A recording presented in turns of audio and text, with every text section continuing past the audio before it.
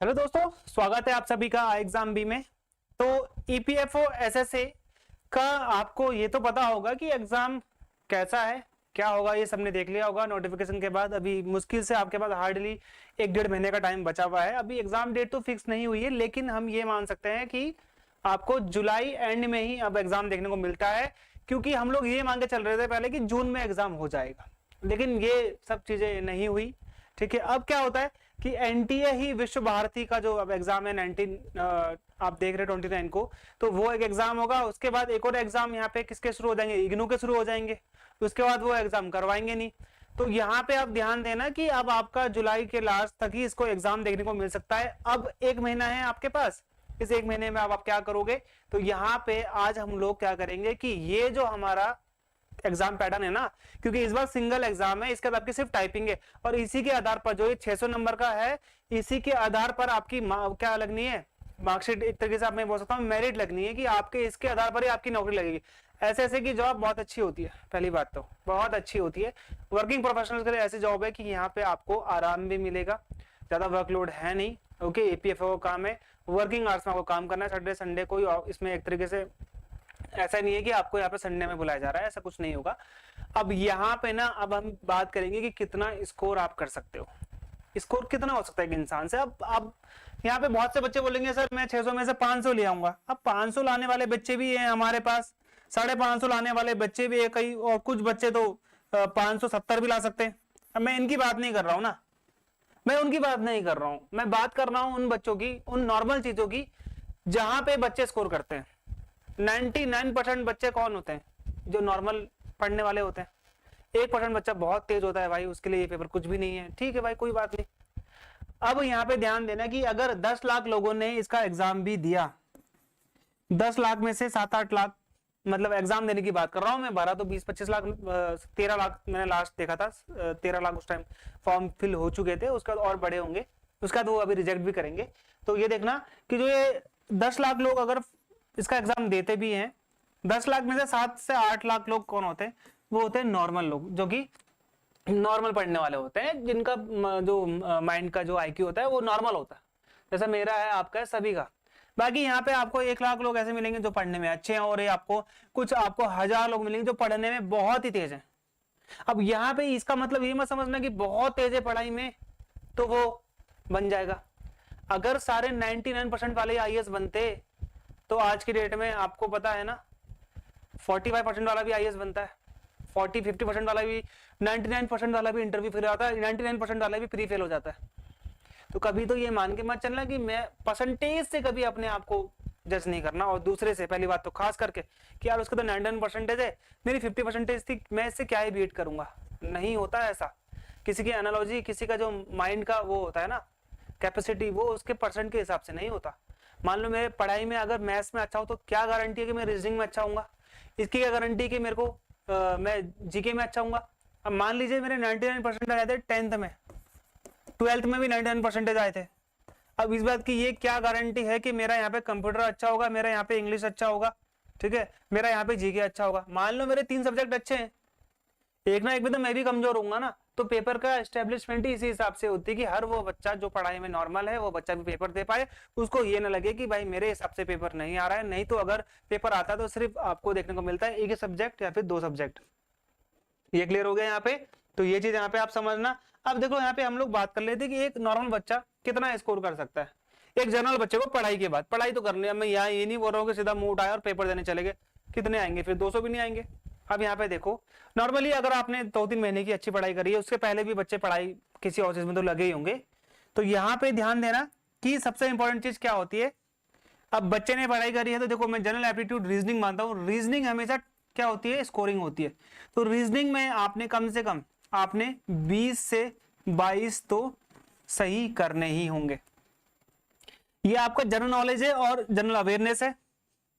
GK GS एक बहुत बड़ा समंदर है, कितना पढ़ लोगे आप हिस्ट्री में एशियंट मेडिवल मॉडर्न पढ़ लोगे, आप ज्योग्राफी में इंडियन ज्योग्राफी वर्ल्ड ज्योग्राफी पढ़ लोगे, आप इकोनॉमी में इंडियन इकोनॉमी वर्ल्ड इकोनॉमी पढ़ लोगे, इसके बाद आप स्पोर्ट्स पढ़ लोगे, इसके बाद मिसलेनियस पढ़ लोगे, डिफेंस पढ़ लोगे, उसके बाद आप यहाँ पे पॉलिटी पढ़ लोगे, इंडियन पॉलिटी या फिर वर्ल्ड पॉलिटी पढ़ लोगे, करंट अफेयर पढ़ लोगे, फिर करंट अफेयर में भी नेशनल पढ़ोगे, इंटरनेशनल पढ़ोगे।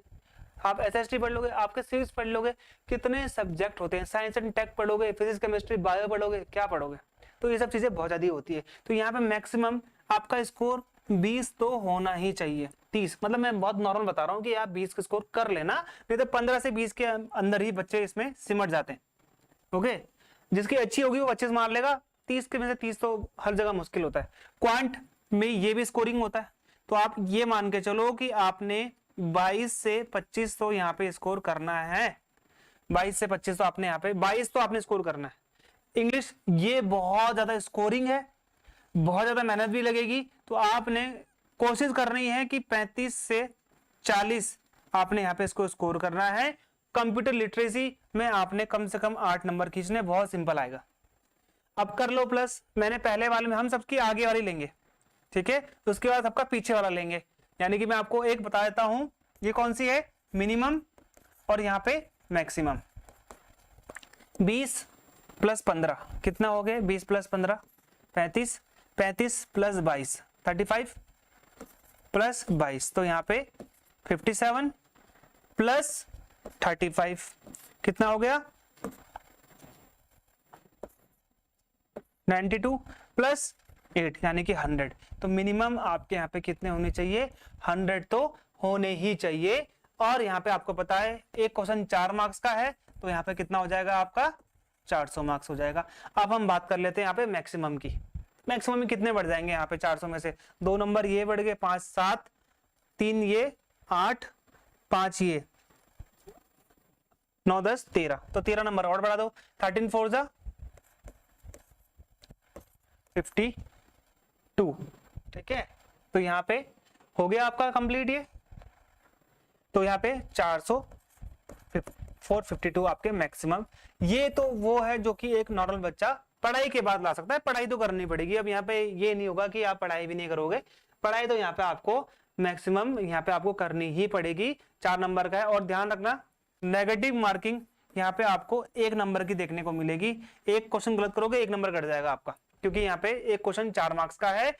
2.5 घंटे दिए हैं, मेरे हिसाब से काफी है कि ये जो आपको 1.5 घंटे ये है ना, आपका टाइम कहाँ बचाना, टाइम यहाँ बचाना। इसको ये जो 50 नंबर का है इसको आपने करना है कम से कम 30 मिनट में, यहाँ से आपके 20 मिनट बचेंगे, उस 20 मिनट को स्कोरिंग वाले सब्जेक्ट में लगाना है, क्योंकि ये आपका स्कोरिंग सब्जेक्ट, ये आपका क्या है, टाइम यहाँ पर नहीं। जीके क्या होता है, आ रहा है तो आ रहा है, नहीं आ रहा तो नहीं आ रहा है। सॉल्व वाली तो चीज है नहीं कि सॉल्व करने से आ जाएगा, तो ये आपको मिनिमम यहाँ पे 10 से 15 मिनट लगाने। यहां से जो टाइम बचेगा आपका 20 मिनट समथिंग, उसको 10 मिनट यहाँ पे देना, 10 मिनट क्वांट में देना, क्योंकि यार क्वांट और रीजनिंग करना बहुत जरूरी है। सबसे ज्यादा क्वांट और रीजनिंग में खींच सकता है इंसान, क्योंकि इसके आंसर श्योर होते हैं। इसमें इंसान जो आंसर लेके आता है वो श्योर होते हैं। जीके में ना इतने बार ऐसा होता है कि आपने तो आंसर टिक कर दिया, हम घर आके देखते हैं यार वो तो गलत है, लेकिन वहां पे आपको लग रहा था कि यार वो तो बिल्कुल ठीक है। घर आने के बाद भी लग रहा था कि ये सही होगा, लेकिन जब आप आंसर के देखते हो तो पता चलता है भाई यार ये तो आंसर नहीं है, आंसर तो इस वे में पूछा गया था। ये चीजें जीके में बहुत होती है, तो इसीलिए रीजनिंग और क्वांट में कोशिश करनी है कि आपने मैक्सिमम नंबर लेके आने। कंप्यूटर तो आपका स्कोरिंग है, इंग्लिश में तो आप कोशिश करो कि भाई कम से कम जितना भी आप खींच सकते हो। मैंने 35 लिखा हुआ है, 35 से 40, 50 क्वेश्चन में आपने 45 अगर खींचते हो भाई आपका सिलेक्शन कोई नहीं रोक सकता है, ठीक है। देखो यहाँ पे 452 आ रहे हैं मैक्सिमम मेरे हिसाब से, तो 452 52 from 600 is a good score. Minimum भी मैंने बता दिया, मिनिमम मैंने आपको 400 बताया, मैक्सिमम मैंने आपको 452 बताया। तो इतना एक पढ़ने वाले बच्चे के लिए, जो पढ़ रहा है उसके लिए इतना वो नंबर लेके आएगा। अब मेरिट हाई जाती है लो जाती है ये उसको डिपेंड करना है, लेकिन इतना तो आपने करना चाहिए। देखो इससे कम तो नहीं जाएगी। अब आप सोच रहे हो कि सर 400 जाएगी, खुद भी सोचो एक बार, इतनी ज्यादा बेरोजगारी है आज के डेट में कि इसका मतलब आप सोच सकते हो एक वैकेंसी के लिए हजारों लोग फॉर्म भर रहे हैं, एक से एक पढ़े लिखे लोग फॉर्म भर रहे हैं। तो अब आप सोच लो कि हम कहाँ स्टैंड करते हैं, है ना। तो पेपर का लेवल तो छोड़ो, बच्चों का जो वो है फॉर्म भरने का, मेहनत करने का लेवल बहुत हाई हो गया। अब आप नीट का रिजल्ट देख लो, बच्चे फुल में से फुल आ रहे हैं सब्जेक्ट में। इतना हार्ड पेपर होता है नीट का, वर्ल्ड लेवल में गिना जाता है उसके पेपर को, लेकिन बच्चे उसमें फुल में से फुल ला रहे हैं। कहाँ से तैयारी कर रहे हैं, कैसे तैयारी कर रहे हैं, आप खुद सोच सकते हो। तो यहाँ पे आप ध्यान देना कि बेरोजगारी का आलम बहुत ज्यादा भयावह है, मेहनत दिन रात करनी पड़ेगी, तब इतने नंबर तो लाना ही पड़ेगा। इससे कम आ रहे तो तैयारी मत करना, छोड़ देना, लेकिन इतना तो आपको लाना पड़ेगा, ये आपको यहाँ पे मानना है। इसीलिए मैं आप लोगों से झूठ नहीं बोल रहा हूँ कि 300 में हो जाएगा, 200 में हो जाएगा, 350 में हो जाएगा, नहीं। भले हो जाए, मेरिट 300 चल जाए, लेकिन आपको इतना तो स्कोर करना पड़ेगा। पढ़ने वाले बच्चे की एक ये पहचान है, ठीक है। तो चलो इतना स्कोर कर लोगे, मेरे हिसाब से आप सही स्कोर में हो, और इतना करना ही चाहिए एक पढ़ने वाले बच्चे को, ठीक है। तो ये था मेरी तरफ से एक एनालिसिस आप सभी के लिए, ओके। अब सिलेबस से रिलेटेड सब वीडियोस आपके पास आ चुकी है, पेपर भी जब होगा उससे पहले भी हम आपके लिए वीडियोस लाते रहेंगे। तो चलिए मिलते हैं हमारे अगले वीडियो में, तब तक के लिए गुड बाय, जय हिंद।